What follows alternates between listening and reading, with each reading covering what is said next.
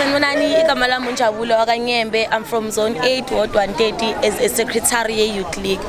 Okay, ngegama nguKarabo Mohale from Zone 4 Ward 16. Based on today, we had a GPV program. The main reason for this program was to conscientize and awaken abantu abasha based on the situations that we are having on GPV. My name is Karabo Nkonjo. I'm the zonal secretary of the Youth League and an interim coordinator of MK Youth League in a ward. Today we have played a huge role in making sure that women in South Africa and children are recognized. The theme of the event, it is to put youth in action in advancing that GPV siyayithatha sithathela ekhanda. So yeah, so we engage kahle dialogue and then how to communicate nabantu with how can we go to see my communities wethu sikhulume nabo ukuthi kahle kwenzakala. We just want to conscientize people on GPV, awareness that GPV is not only based on women and children, but it's based on everyone. Because we are equal in the law. As Section 9 says, it's equality in South Africa. So nathi kahle sizovusa lokho ukuthi nomuntu omnyama akazicabangele. Black community kwazi kuma bonke, I understand. We must come together to make sure that the GPV its matter, it has been resolved. We must still encourage our awareness program and take action, because we can talk sihlale erumini si-engage nabantu, but we must make action, make sure ukuthi abantu sidila nabo and make sure ukuthi they know about mental health and everything, because that's the one leads to depression. So for me now, what I can say, we take the action as abantu abasha, because at the end of the day we are the new generation and we are the next generation is of a leader in country and everything. So they must hear our voices and take action. How can we engage with our community? We are wanted. I know situation as wanted. Omunye we 52, omunye we 19. Understand? So mina as our partner things on abuza ukuthi can we make not the program and action on how ukuthi siba bazofeel comfortable abantu abangama-victim e-GPV, especially ngiyabona esikhathini esiningi sifocus kumantombazana guys abafana bayalimala and balimala ukudlula thina. Yes, we need to be accountable before we actually have government accountable. That's why we say we have this platform to conscientize ourselves so that we have knowledge to know what is wrong, what is right. We're going to be more visible as we are governed by our constitution. Our constitution allows us to be more visible to the community. We're going to be able to engage nabantu, we understand. Because into balekile as a party is, are you able to engage nabantu? So as MK, we are providing that thing. We are going to be able to engage nabantu. We are not just a party, but we are a party ephuma kuma roots wase South Africa, ephuma kuma roots wase Africa. We represent unity, we represent one thing. Hence why we say amandla awethu. We meaning we're going to take that power back. Lawo mandla lawo we're going to bring back to us.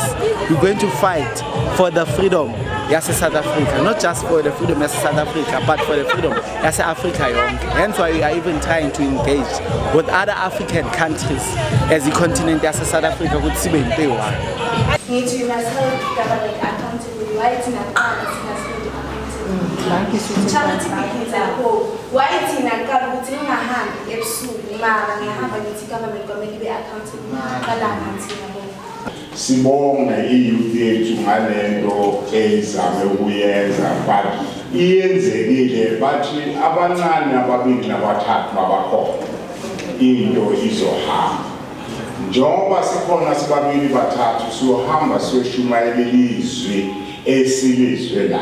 The youth need to be active. The youth need to take power to themselves. The youth need to continue to engage. The power belongs to them. They need to use their power. I'm a coordinator, actually secretary from Zone 4, a zonal secretary. Today we're having a GPVF program, and what inspired me most is that youth organized this. It shows youth feel that enough is enough. So it's about preaching the gospel to the unpreached and converting those that are not converted to be part of the MK and vote in masses. That way, the power that they generate together can deliver the requirements and the needs and the gaps that are there for our needs were youth. So it is necessary that youth really, the power resides amongst the youth. They need to come up. They know what they want. Employment is a problem. Poverty is a problem. Violence in the community is a problem.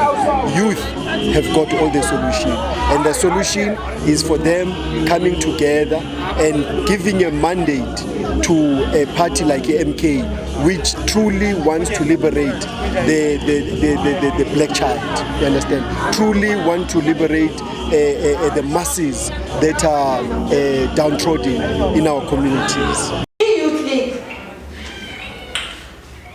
Angithi Youth League ngoba kunephutha. Amantombazana akhula manje njengani. Ngicela ukuthi kusasa niyazi ukuthi nizoba umama. So niyazi ukuthi noma mina abafana nithandana namantombazana. Into ekumele niyazi. Intombazana noma ngathi uyayithanda, umzimba lo akusowawo. You don't have control over that body.